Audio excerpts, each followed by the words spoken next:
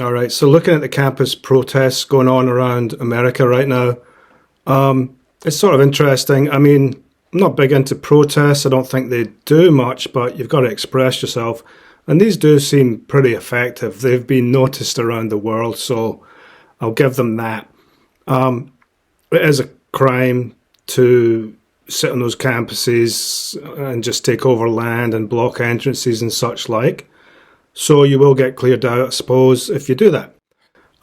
There's one going on at University of Vermont right now where I live, peaceful protest. And they're protesting the fact that their convocation speaker is going to be the UN ambassador for America, who held her hand up, ordered to do so, fair enough, held her hand up at the UN to veto the UN call for a ceasefire. So, I mean, the UN, this idea that countries can just veto things and be the most powerful in it, have the biggest vote, or the biggest power in the UN. It's bizarre. But anyway, that happens all the time. So she's being the convocation speaker at University of Vermont coming up in less than a week, I think.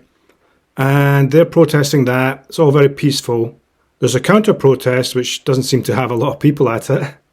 But most people around the country, around the world, who are criticising these campus protests, they are all the ones around the country, Colombia, places in Texas, that kind of thing. So the people criticising it, which is mostly people at Fox News, and it's everybody, it's pretty much everybody, seems to be right now, are calling it anti-Semitic. What is wrong with you? What is wrong with your brain? Are you brainwashed, or are you actually a fascist? They're not anti-Semitic. They're against a state mass murdering masses of people. Right? You get it? So it'd be like Northern Ireland. It's nothing like this because the situation with Gaza, Palestine, and Israel is much, much more intractable and horrific problem. But it'd be like the British going into Northern Ireland in 1969 and killing everybody, just killing tons and tons of people. Okay, there's supposedly 2 million people in Gaza. The reports show the deaths killed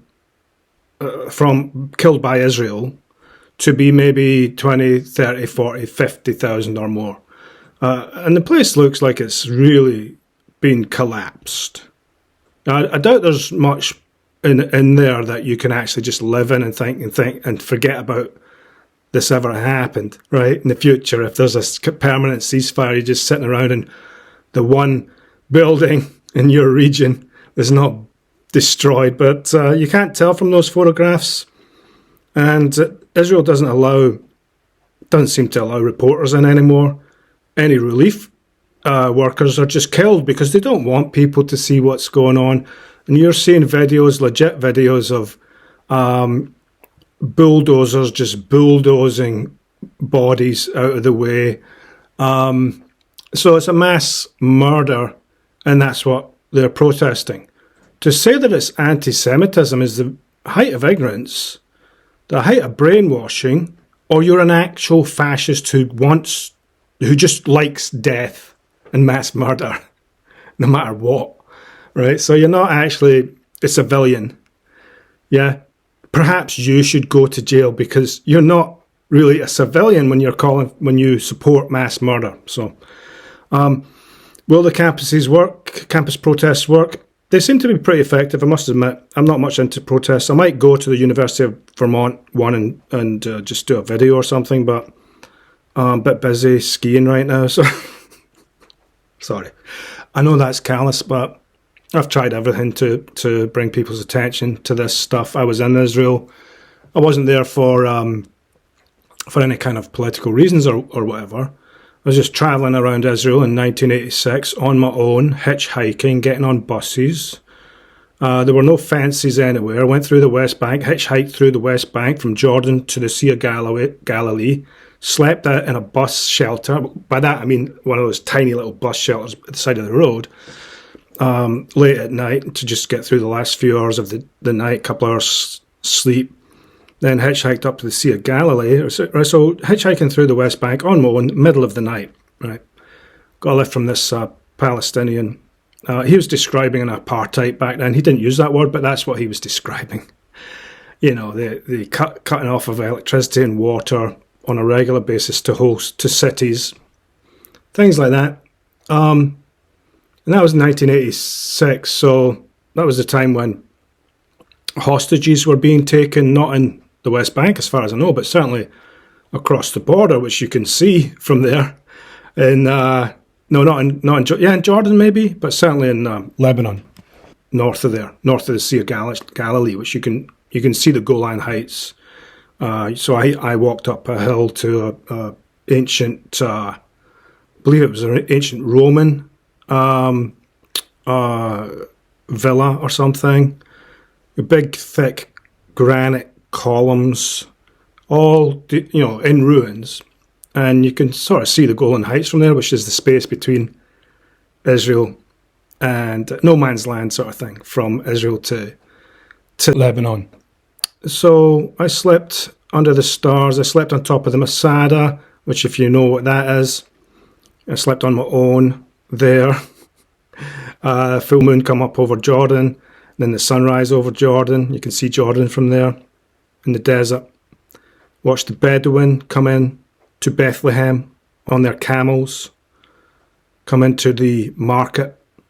Well, that's what it was like. They're probably coming in on jeeps these days. I don't know. But slept inside a tiny hotel that was basically part of the old ancient wall of Jerusalem. Meditated inside the Dome of the Rock, which has another name. I forget the name of it, but Al-Aqsa Mosque, I think it's called. The famous one you see in photographs of Jerusalem up on top of that hill, which is also quite interesting because one of the reasons Hamas gave for attacking Israel, they'd been attacked by Israel for every year for years, children killed. So this old excuse of, well, we're hitting terrorists, therefore it's okay to kill a bunch of children. I don't agree with that myself, because there's other ways to stop wars and violence, which no one listens to me on that, so who cares, I can't do anything. So we have peer-reviewed proof again and again and again in 50-plus studies around the world, in dozens of peer-reviewed journals, that shows we can easily prevent and even stop war. It's a bit harder after it's started, because you have to go to sort of that region. But more importantly, once something starts unfolding like that, it's got to play out. So I think it's pretty much a quagmire in Gaza. You're done for. Israel will probably be not really recognised on the world stage as a viable entity. I think it's probably fulfilled the prophecy about the end of Israel by doing it to itself. But I was hitchhiking around Israel, up on top of the Masada, sleeping there on my own, and there's nobody around. There was a few people way in the distance. So apparently the guard let some people in. I didn't see him, but some people in, because he's afraid of the ghosts up there. Because a lot of people died up there. That's a long story. That goes back to what you might call the zealots of ancient Judaism. But the zealots really just means the militant part of Judaism, and in that case. And today it's called the Zionists, so it's the militant part of Judaism. Now that doesn't mean Jews all support it. Obviously there's tons of Jews supporting or who are against mass murder at these campus protests. And even in Tel Aviv, there was a protest to remove Netanyahu or calls for that to end, all that stuff to end by Jews. So why do people have to keep pretending or lying or just too stupid to say that anti-Zionism, which is the militant part of Judaism, it's just not even Judaism really, I suppose it is sort of like that. So the militant aspect of Judaism, which is not, most Jews are not militant like that. So this militancy called Zionism. So separate that from Jews.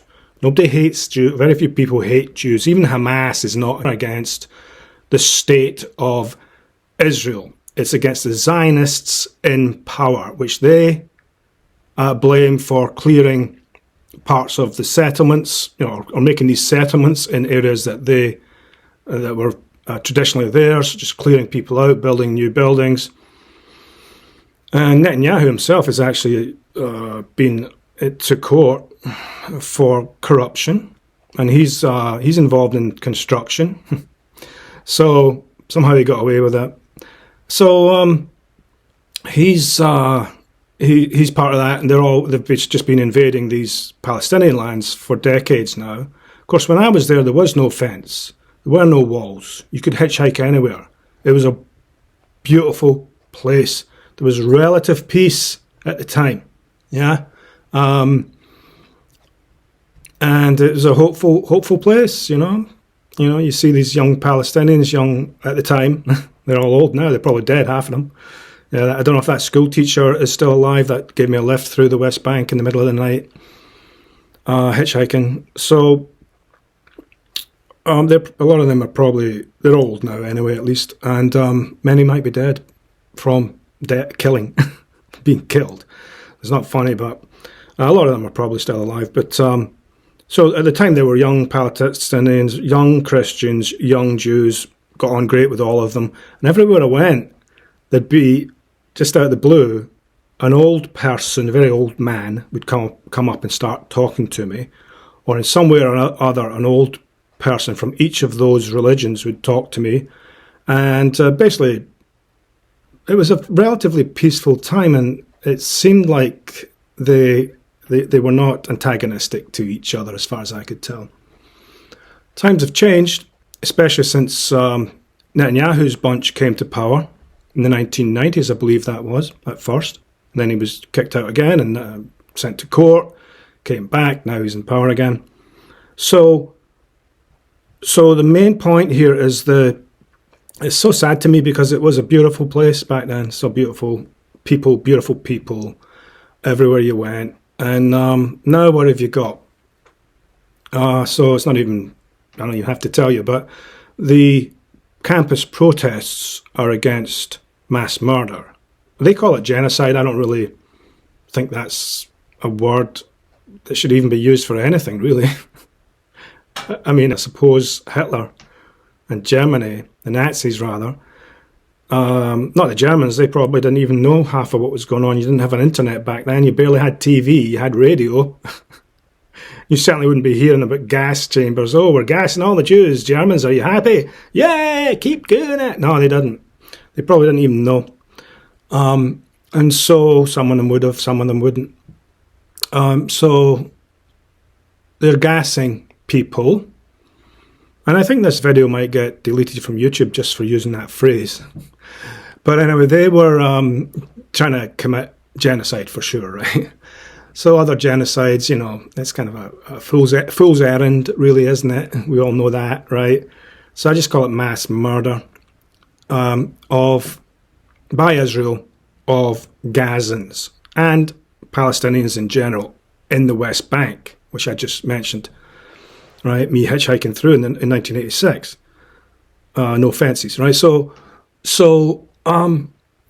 yeah, there's a mass murder going on, looks like. It's a quagmire.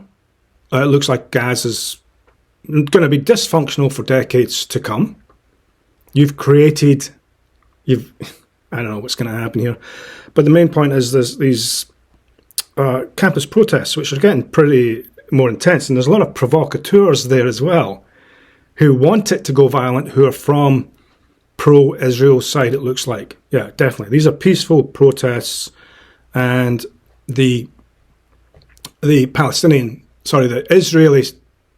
supporters, some of them, a tiny percentage of them, most are completely peaceful, but a tiny percentage of the pro-Israel people are causing provocation at this point. I mean, they're throwing fireworks in to crowds, injuring people, and just fighting.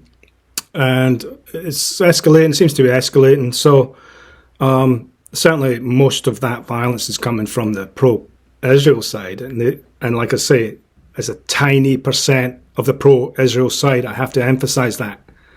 But it just takes one to throw a couple of fireworks, you know. And that happens again and again, more provocation by just a few people, which is kind of similar to what I think happened on January the 6th when right-wing or Republicans or whatever they're called, Trump supporters, went into the Capitol building in Washington, D.C. There was a lot of provocation. Provocateurs are in every crowd. That's why I don't really believe in protests. I think it's not a fair... It's not fair on people because you can't peacefully protest. If I was at one of those protests and some guy gets in my face, I'm not sure what would happen. I'd probably get put in jail. So if that person gets at all violent or threatens violence against me, just by nature, you can't help it. It doesn't mean I'd win the fight or something, but I'd have a pretty good go at it. But I wouldn't run away, I don't think. Unless I just think, don't go to prison, Tommy. So, but like I say, I don't think campus protests are that great. But they do seem to be bringing attention to it. But they're not really, because the propaganda has succeeded pretty much in calling everybody at those protests anti-Semites. And the use of the word genocide has hobbled them as well. Because it's easy to say, it's not a genocide. It's mass murder. Call it what it is. It's mass murder of innocent civilians. And then the Israelis will say, well, you did it in World War II. Yeah, that was an actual war. This is not a war. And I don't agree with doing it in World War II, but that was the beginning of industrial warfare. We are much more sophisticated than that. Industrial warfare ended up in Nagasaki and Hiroshima. Okay, so we learned then that industrial warfare does not work, because if somebody throws a nuke, it's over. So it's pretend warfare, play warfare. So the West and others have been playing war, like a video game. Their kids don't have to go to those wars in Ukraine or Israel. So you're helping Ukraine against Russia, for example, but you're not fighting Russia, are you? You're giving them money to fight Russia. It's just... So this Israel situation is essentially a mass murder. There's no war going on. And that's what these students are protesting about. When people are saying that they're anti-Semitic, there's only one explanation for you saying that. You're brainwashed, you're a sheep, or you're actually a fascist, or you're just, yeah, that's it. There's no other explanation for someone saying that those are anti-Semitic. They're not against Jews. They're against violent destruction of a population, mass murder. And in the specific case, the government who's in power right now in Israel. Okay? That's what they're against. I mean, there was a time when there wasn't as much, like when I was there wasn't as much antagonism going on. There were no fences, like I said. You could go anywhere. I never went to Gaza, but I could have done easily.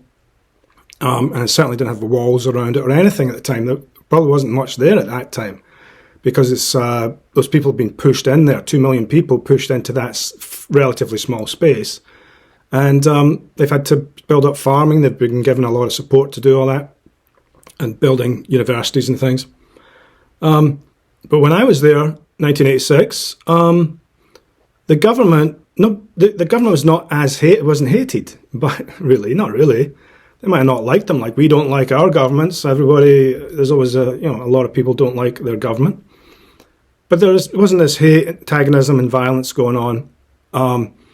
And so now the government, it's a different government. Do you understand that? It's not the same government as 1986 or any other time when it was peace and it looked like there was going to be hope for Israel as a whole.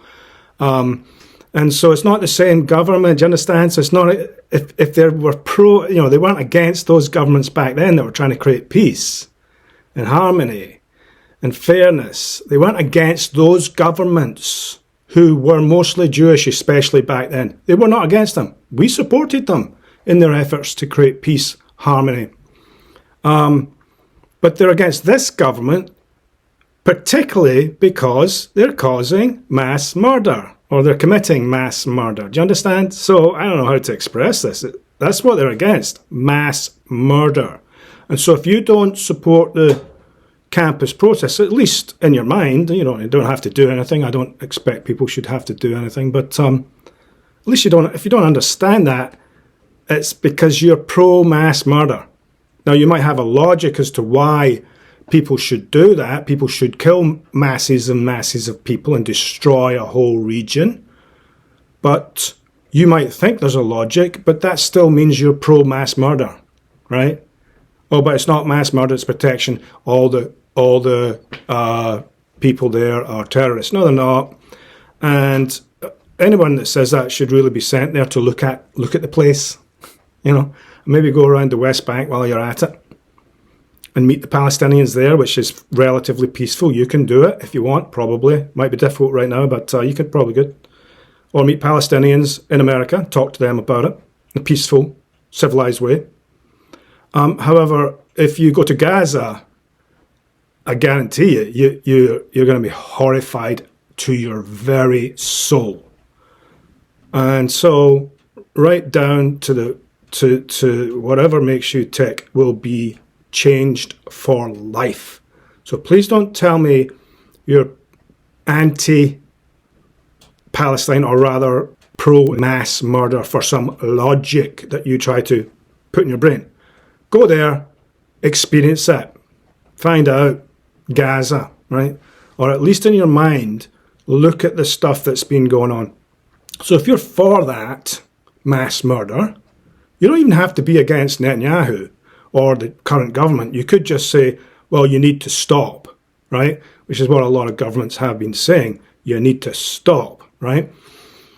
So that means you're against mass murder, right? But if you're pro-Israel, it means you're for mass murder of innocent civilians, whatever the logic is, right?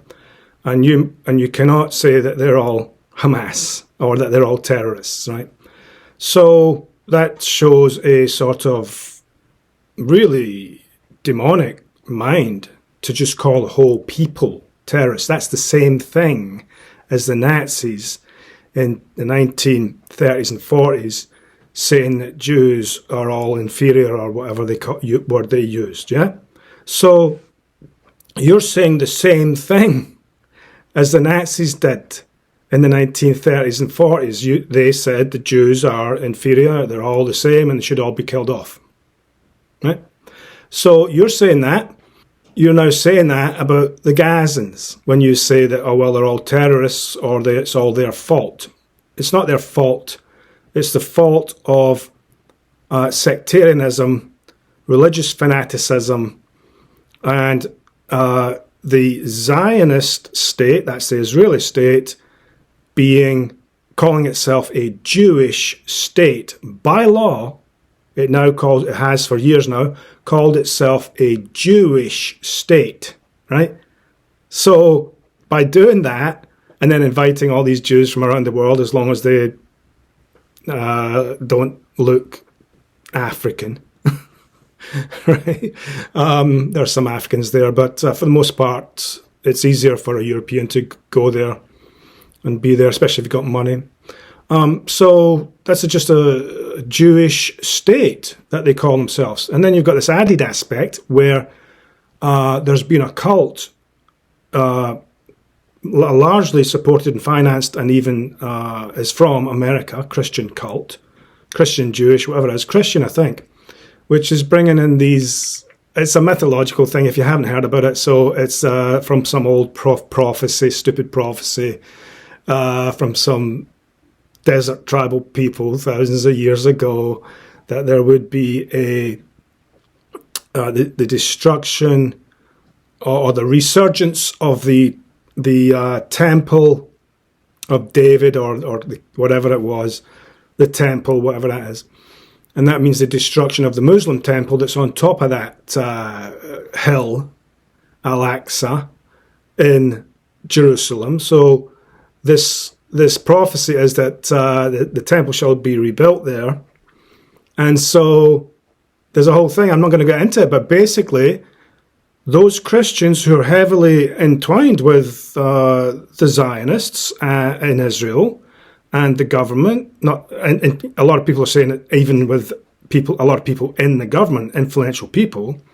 So it doesn't matter. They're definitely entwined with Israelis and Jews, and they brought in this mythological idea, which signaled to the Palestinians and to Hamas, in their minds, it signaled to Hamas that Israel is about to destroy the temple. That was one of the reasons they gave for their October 7th amateurish attack, which didn't burn babies, blow up, behead babies. That was all made up, which, as in all wars, it's great to be able to herd the public with these atrocities that there's no proof for, and many are even discredited later. So that's why they attacked in their very amateurish way, flying around in paragliders, a couple of homemade rockets, and maybe a couple of rockets bought from Ukrainian mafia selling on American weapons. So they got the signal from this highly influential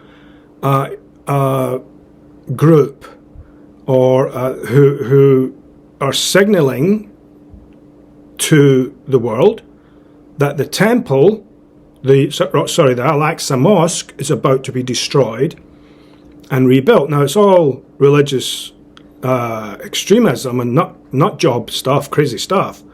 But to Hamas, it meant that they thought, well, they're actually going to just destroy the temple to fulfill their stupid prophecy, right?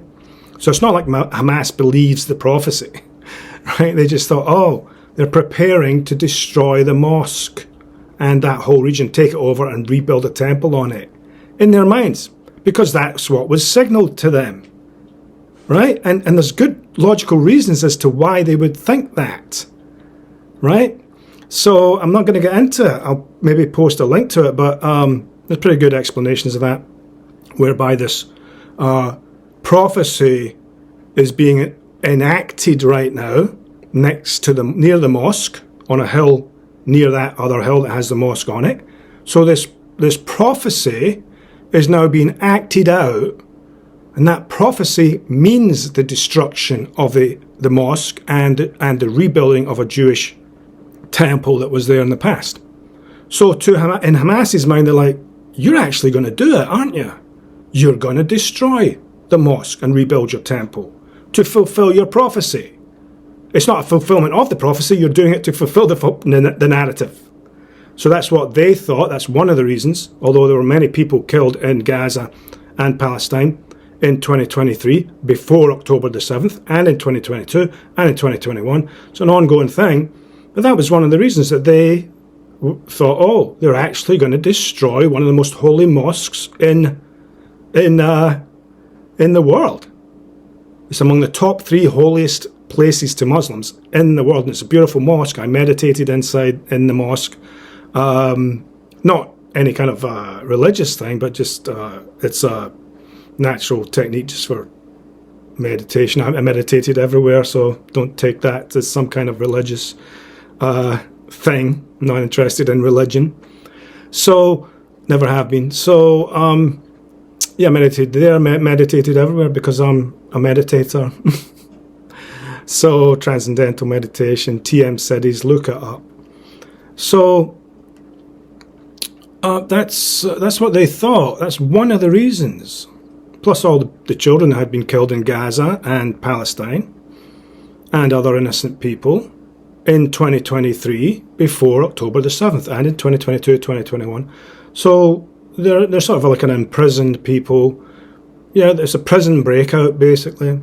But now it's mass murder. Now those students didn't go on mass demonstrations because of the Israelis' counterattack on October the 7th. They didn't like some of it because some of it was killing innocent Israelis and the kibbutz and also the concert, whatever that was, disco concert, whatever it is. So some of them Israelis were killing them, that's no question about that, right? And burning people to a cinder with their hellfire missiles. Yeah. So they didn't go on super mass demonstrations because of that. They were a bit, a lot of them thought, oh, it's World War III's coming, this is it's crazy. But then Israel goes ahead and murders tens of thousands of innocent people en masse, demolishes huge portions of Gaza that will take decades to recover. That's if all the antagonism stops. So it's a quagmire, they'll never get out of that. And so the students are against the mass murder. Let's get that straight once and for all. If you're pro-mass murder, please comment. Or if you like this video, please comment. But don't tell me that they're anti-Jewish. They're just not, and there's tons of Jews on their side. So that's the protest going on right now on campus. Yeah, University of Vermont is peacefully protesting. Other places are getting pretty wild right now by the look of things. Not sure where this is going to go. So let's keep an eye on this and see if the state and these pro-Israel zealots end up hurting or killing more pro-Palestinian people. Yeah? So like 3 Palestinians were shot near where I live, not that far from where I live in Vermont, right? 3 of them shot, 1 of them died. A child, a 6-year-old child, was murdered, brutally murdered, and his mother in hospital, brutally attacked. In Chicago, a Palestinian child, American. And there's been other attacks, but there's mostly the anti-Palestinian hate is what's rising right now amongst these absolute mentally void people who switch from one thing, and maybe they're really correct on one topic, big topic, like lockdowns or COVID or all that absolute nonsense, and then they go to become these hardcore fascist-like people, calling people anti-Semites, smearing them deliberately so that there will be an attack on them, right? So you're the ones who are the fascists, you're the ones who are supporting mass murder, and that extremism is building in the country a lot on the right wing, mostly on the right wing in this case, right? And I'm not right wing or left wing. I consider myself a left wing libertarian. But anyway, so let's see what happens. This is going to get, either it'll just fade away and Israel will get away with mass murder somehow, or it's going to escalate. I hope it doesn't escalate, but logic tells me it probably will, because people are being lied to. The people who don't have time to think much about this are being lied to that these protesters are anti-Jews. They're against the Jews, and they're going to kill off the Jews or something, right? So they're being lied to. Millions of people are being lied to. Millions of people believe it. Tens of millions, maybe hundreds of millions. But it only takes a tiny percentage of those to then go in and attack what they think are anti-Jews, anti-Semites. So you're the ones fomenting the violence. You're the ones fomenting the hate.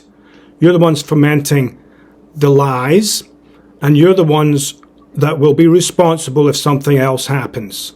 Because what's gone on so far has been mostly Palestinian Americans killed by the mass hysteria.